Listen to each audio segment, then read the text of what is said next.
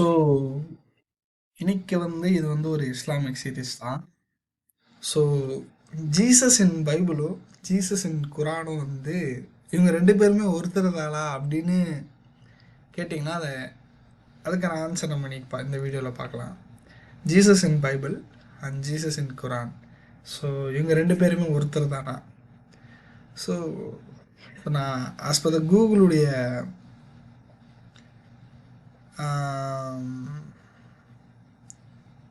இதுலேயே போகிறேன். Okay, yeah, Jesus in Bible and Jesus in Quran.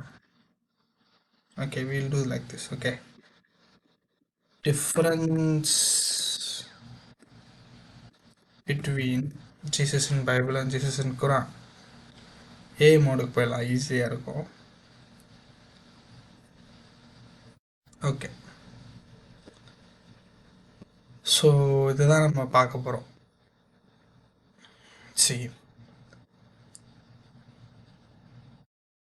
அதான் பைபிளில் ஜீசஸ் கிரைஸ்ட்டை ஈசான் அப்படின்னு சொல்கிறாங்க.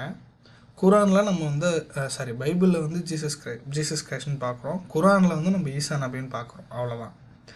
ஸோ ஆனால் எனக்கு பொறுத்த வரைக்கும் நான் என்ன நினைக்கிறேன்னா, இந்த பைபிளில் இருக்கக்கூடிய இயேசு கிறிஸ்துவும் குரானில் இருக்கக்கூடிய ஈசா நபியும் சேம் பர்சன் இல்லைன்னு நான் நினைக்கிறேன். என்னதான் அவங்க ரெண்டு பேருமே ஒரு சேம் பர்சன், ரெண்டு பேருமே ஒரே ஆள் தான் சொல்லிட்டு அசியூம் பண்ணாலும், என்னை பொறுத்த வரைக்கும் அவங்க ரெண்டு பேருமே சேம் பர்சன் இல்லை. சரி, ஆப்வியஸ்லி இந்த பைபிளும் குரானும் ஜீசஸ் கிரைஸ்ட் கன்னிக்கு தான் பிறந்தார், கன்னி மரியாளுடைய வயிற்றில் தான் பிறந்தார். ஸோ அவர் பர்த் வெர்ஜின் பர்த் தான் சொல்லிட்டு குரானும் சரி பைபிளும் சரி நம்புது. அதே மாதிரி பைபிளும் குரானும் இவங்க ரெண்டு பேருமே மிராக்கள், இந்த ரெண்டு புஸ்தகத்துலையுமே இயேசு கிறிஸ்து அற்புதங்களை செய்தார் அப்படின்னு சொல்லிட்டு சொல்லப்படுது.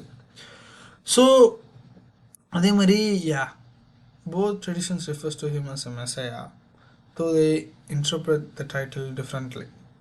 ஸோ ரெண்டு பேருமே அவரை மேசியாவாக சொன்னாலும், ஆனால் அந்த மேசியான்ற டைட்டிலை இந்த மேசியான்ற டைட்டிலை அக்செப்ட் பண்ணாலும், ஸோ பைபிள் மேசியா வேறு விதமாக காட்டுது, ஸோ குரான் மேசியாவை வேறு விதமாக காட்டுது.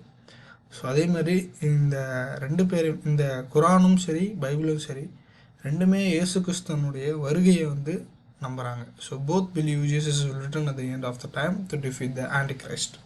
ஸோ அந்த கிறிஸ்துவை ஜெயிக்கிறதுக்காக ஸோ ஜீசஸ் கிரைஸ்ட் திரும்பி வருவார் அப்படின்னு சொல்லிட்டு நம்புகிறாங்க. ஆப்வியஸ்லி இது உண்மை தான். ஸோ மேஜர் டிஃப்ரென்ஸ் பற்றி பார்க்கலாம்.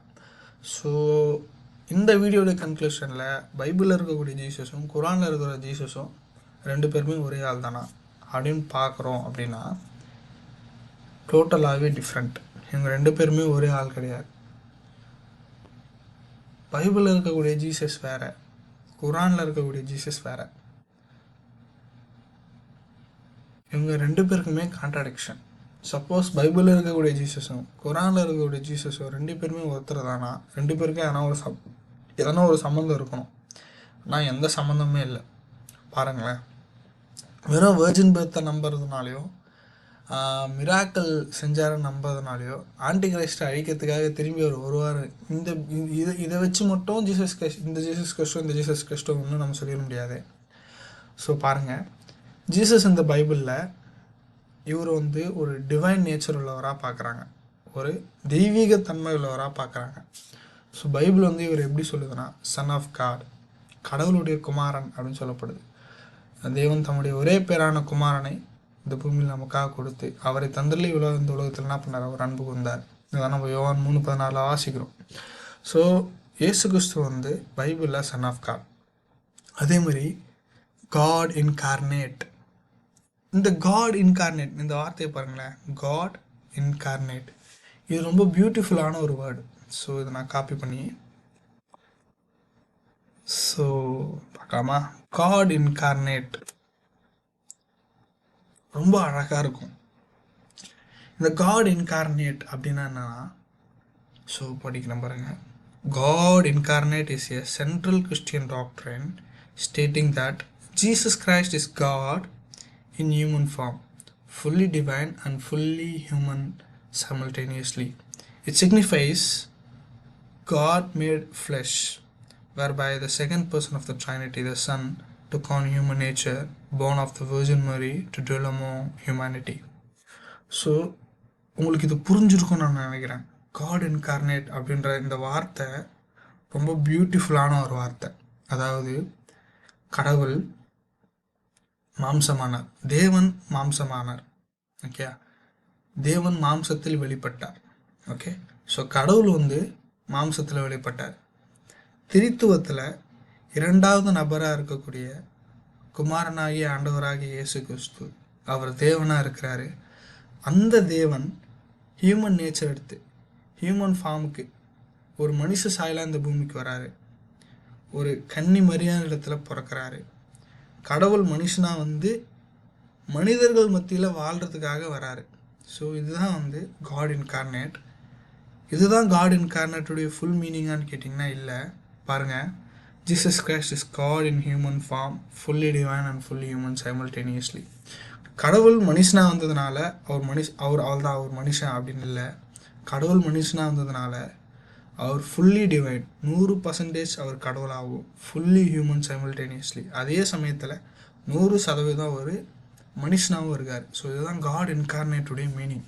ஸோ பாருங்கள், ஸோ இயேசு கிறிஸ்துவ பைபிள் என்ன சொல்லுதுன்னா, சன் ஆஃப் காட், அதேமாதிரி காட் இன்கார்னேட், அதாவது அவர் 100% கடவுள், 100% மனுஷன். ஆனால் குரானில் பார்க்குறப்ப ஸோ கடவுளுக்கு ஆரம்பமும் இல்லை முடிவும் இல்லை. ஸோ நம்ம ரெவல்யூஷனில் தான் வாசிக்கிறோம், இஸ் ஆல்ஃபா அண்ட் ஒமேகா. யோவான் சொல்கிறாரு, உண்டானது ஒன்றும் அவராலே அல்லாமல் உண்டாகவில்லை. அப்போது இயேசு கிறிஸ்து இங்கே பாருங்களேன், குரானில் பாருங்கள், ஹியூமன், குரானில் ஜீசஸ் கிரைஸ்ட் ஒரு ஹியூமனாக சொல்கிறாங்க, ஒரு சாதாரணமான மனுஷன் தான். A created human and a servant or a prophet of Allah. Divinity is rejected. இங்கே அவருக்கு தெய்வீக தன்மை இருக்குன்றதை மறுதளிக்கிறாங்க, அதை ஏற்றுக்கொள்ள மாட்டுறாங்க. இவர் எல்லாரும் போல் உருவாக்கப்பட்ட ஒரு மனுஷன்தான், சர்வன்ட் இல்லை அல்லாவுடைய ப்ராஃபட் அப்படின்னு சொல்லி தான் இங்கே குரானில் பார்க்குறாங்க. ஸோ யோவானில் வாசிக்கிறோம், உண்டானது ஒன்றும் அவராலே அல்லாமல் உண்டாகவில்லை. குரானில் வாசிக்கிறோம், இவரும் உண்டாக்கப்பட்ட ஒரு மனுஷன்தான். அப்போ கான்ட்ராடிக்ஷன். ஸோ இயேசு கிறிஸ்து உண்டாக்கப்பட்டவர்னா யோவான் சொல்கிறாரு, உண்டானது ஒன்றும் அவராலே அல்லாமல் உண்டாகவில்லை. அப்போது இயேசு கிறிஸ்து உண்டாக்கப்பட்டிருக்காருன்னா இயேசு கிறிஸ்துவாலே தான் இயேசு கிறிஸ்து உண்டாயிருக்கணும். So contradiction. ஸோ பைபிளுக்கும் குரானுக்கும் கான்ட்ரடிக்ஷன். பைபிளில் ஜீசஸ் தெய்வம்னா குரானில் ஜீசஸ் சாதாரணமான மனுஷன்தான். ஸோ இந்த ஜீசஸும் ஒன்றும் இல்லை. ஸோ க்ரூசிஃபிக்ஷன், நம்முடைய பாவத்துக்காக, மனுஷங்களுடைய பாவத்துக்காக இயேசு கிறிஸ்து சிலுவையில் மரித்தார். He died on the cross for the sins of humanity. ஆனால் இங்கே குரானில் ஜீசஸ் கிறிஸ்ட் சிலுவையில் மறிக்கலன்றதை அவங்க நிராகரிக்கிறாங்க. இயேசு கிறிஸ்து இந்த பூமியில் வந்ததுக்கான நோக்கமே நம்முடைய பாவத்தை சுமந்து தீர்க்கக்கூடிய தேவாட்டுக்குட்டி. இதோ உலகத்தின் பாவத்தை சுமந்து தீர்க்கக்கூடிய தேவாட்டுக்குட்டி. அதாவது ஏசாயா தீர்க்கதரிசி அதான் சொல்கிறார். ஓகேவா, அவர் அழகற்றவரும் அந்த கேடடைந்தவருமா இருந்தார். நாம் நம்முடைய முகங்களை அவரை விட்டு மறைத்து கொண்டோம். அவர் அசட்டை பண்ணப்பட்டவரும் மனுஷரால் புறக்கணிக்கப்பட்டவரும் துக்கம் நிறைந்தவரும் பாட அனுபவித்தவருமாக இருந்தார். அவரை விட்டு நம்முடைய முகங்களை மறைத்து கொண்டோம். ஸோ ஏசாயா என்ன சொல்கிறாருன்னா, இப்படிப்பட்ட ஒரு சஃபரிங் சேவியரை தான் ஒரு தீர்க்கதரிசியாக சொல்கிறார், தீர்க்க தரிசனமாக சொல்கிறார். ஸோ அதே வண்ணமாகவே இயேசு கிறிஸ்து நமக்காக பலியாகிறார். யோவாஸ்நானகன் இயேசு கிறிஸ்துவை பார்த்து சொல்கிறப்ப கூட ஏதோ உலகத்தின் பாவத்தை சுமந்து தீர்க்கக்கூடிய தேவாட்டுக்குட்டி அப்படின்னு தான் சொல்கிறாரு. ஸோ நம்முடைய பாவத்துக்காக இயேசு கிறிஸ்து சிலுவையில் மரித்தார்ன்றதை தான் பைபிள் சொல்கிறது. ஆனால் குரான் அதை டினை பண்ணுது, அதை ஏற்றுக்க மாட்டேங்குது. He was not killed or crucified. இயேசு கிறிஸ்து கொலை செய்யவும் படல, சிலுவையிலும் அறையப்படல. அப்போனா அந்த இடத்துல அறையப்பட்டது யார் அப்படின்னு சொல்லி கேட்குறப்ப, ஸோ குரான் சொல்கிற விஷயம் என்னென்னா, it was made to appear, so to observes. அதாவது it was made to appear அப்படின்னா என்னென்னா, இயேசு கிறிஸ்துவை போலவே வேறு ஒருத்தர் அல்லா அந்த இடத்துல அரைஞ்சிட்டு இயேசு கிறிஸ்து அவர்னா அல்லா வானத்துக்கு எடுத்துக்கொண்டார். இதுதான் குரான் சொல்கிற விஷயம். ஸோ இந்த இடத்துல இயேசு கிறிஸ்து சிலுவையில் மரித்தார், சிலுவையில் அறையப்பட்டார். ஸோ குரூசிஃபிக்ஷனும் நடந்தது, அவர் சிலுவையில் மரித்தார். ஆனால் இந்த ரெண்டு விஷயத்தையுமே குரானை வந்து அக்செப்ட் பண்ணிக்கல. ஸோ இந்த ஜீசஸ் வேறு, இந்த ஜீசஸ் வேறு. ஸோ ரெசரக்ஷன், ஸோ இந்த ஆண்டவர் உயிர்த்தெழுந்ததுனால தான் நமக்கு என்ன பண்ணப்பட்டிருக்கு, நமக்கு ரட்சிப்பு வந்து உண்டாயிருக்கு. ஆனால் இங்கே பாருங்கள், பைபிள் சொல்கிறது he rose from the dead 3 days after his death. அவர் மரித்து 3ஆம் நாள் உயிரோடு எழுந்தாருன்றதை பைபிள் சொல்லுது. ஆனால் குரான் பொறுத்த மட்டும் இயேசு கிறிஸ்து சிலுவையில் மறிக்கவும் இல்லை, அவரை யாரும் கொலை செய்யவும் இல்லை, அவர் சாவே இல்லை. அப்போ எப்படி அவரால் வந்து உயிர் தர முடியும்? So it didn't die, okay. So there was no resurrection, he was raised alive to heaven. அவர் வந்து அப்படியே உயிரோட பரலோகத்துக்கு எடுத்துக்கொள்ளப்பட்டார்ன்றது தான் வந்து குரான் சொல்கிற விஷயம். ஸோ பைபிள் பொறுத்த மட்டும் அவரை வந்து இரட்சகராக நம்மளுக்கு சொல்லுது. கடவுள் இடத்துல போய் சேருவதற்கு அவர் தான் நானே வழியும் சத்தியமும் ஜீவனுமாக இருக்கிறேன், he is the only way to God அப்படின்னு பைபிள் நமக்கு சொல்லுது. அதே மாதிரி இவர் தான் நம்முடைய பாவத்துக்கான முக்கியமான ஒரு பரிகாரி. இவர் தான் ஒரே பரிகாரி, அல்டிமேட் சாக்ரிஃபைஸ் ஃபார் சின். நம்முடைய பாவத்துக்காக பலியாக்கப்பட்ட ஒரே பலி ஆண்டவராக இயேசு கிறிஸ்து அப்படின்னு சொல்லி பைபிள் சொல்லுது. நம்முடைய பாவத்துக்காக பலியாக்கப்பட்டவர் நம்முடைய இரட்சகராக இருக்கிறார். தேவனிடத்தில் சேருவதற்கு, பரலோகம் போவதற்கு, பிதாவிடத்தில் சேருவதற்கு இவர் தான் ஒரே வழியாக இருக்கிறாருன்னு சொல்லிட்டு பைபிள் சொல்லுது. அதே வகையில் இங்கே பார்க்குறப்ப ஜஸ்ட் ப்ராஃபட் தான், ஸோ மெசஞ்சர் தான். Messenger sent specifically to Israelites to preach some mission. அதாவது இஸ்ரேல் மக்களுக்கு அல்லாஹ் அனுப்புன ஒரு இறை தூதர் தான். ஸோ இஸ்ரேல் மக்கள் வந்து கடவுளுக்கு அடிபணியணும்னு சொல்லிட்டு அவங்களுக்கு வார்த்தைகளை சொல்ல வந்து ஒரு மெசஞ்சர் தான் அப்படின்னு சொல்லிட்டு குரான் சொல்லுது. ஸோ அந்த இடத்துல பார்க்குறப்ப அற்புதங்களை எல்லாம் செய்தார் அப்படின்னு வாசிக்கிறோம். ஆனால் முக்கியமாக வந்து குரான் சொல்லுது, speaking as an infant in the cradle, breathing life into a clay bird. So இதெல்லாம் கொஞ்சம் வித்தியாசமாக இருக்குல்ல. அவர் வந்து குழந்தையாக இருக்கிறப்ப பேசினாருன்ற மாதிரிலாம் குரான் சொல்லுது. ஆனால் பைபிளில் நம்ம அப்படிப்பட்ட எந்த ஒரு அற்புதங்களையும் பார்க்கல.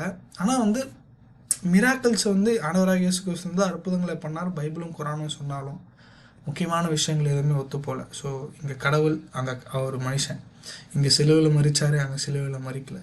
இங்கே உயிரோடு எழுந்தார், அங்கே அப்படியே பரலோகத்துக்கு எடுத்துக்கொள்ளப்பட்டார், சாவாமலையும் பரலோகத்துக்கு எடுத்துக்கொள்ளப்பட்டார். இங்கே நம்முடைய பாவத்துக்கான ரட்சகராக இவர் வந்தார். இங்கே ஜஸ்ட் ஒரு மெசஞ்சர், இறை தூதர், அவ்வளோதான். ஸோ என்னை பொறுத்த வரைக்கும் மக்களே, ஸோ வேதம் சொல்கிற ஜீசஸும் குரான் சொல்கிற ஜீசஸும் ஒன்றும் இல்லை. ஸோ பாருங்கள், so gap period between Bible and Quran. So பைபிளுக்கும் குரானுக்குமே சரி பாருங்கள், 500லேருந்து 600 இயர்ஸ் கேப் இருக்குது. ஸோ பைபிள் வந்து ஆண்டவராக இயேசு கிறிஸ்துவோடு கூட இருந்த அப்போஸ்தலர்கள், மத்தேயு, யோவான் போன்றவங்க, கண்ணார சாட்சிகள், ஆண்டவராக இயேசு கிறிஸ்து கூட இருந்தவங்க சுவிசேஷ புஸ்தகங்களை நமக்கு எழுதி கொடுத்துருக்குறாங்க.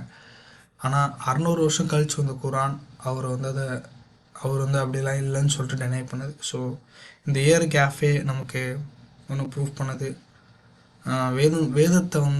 வேதம் வந்து எங்கேயோ இருக்குது, 600 வருஷம் முன்னாடி இருக்குது. So there is a big gap between the Quran and the Bible as well.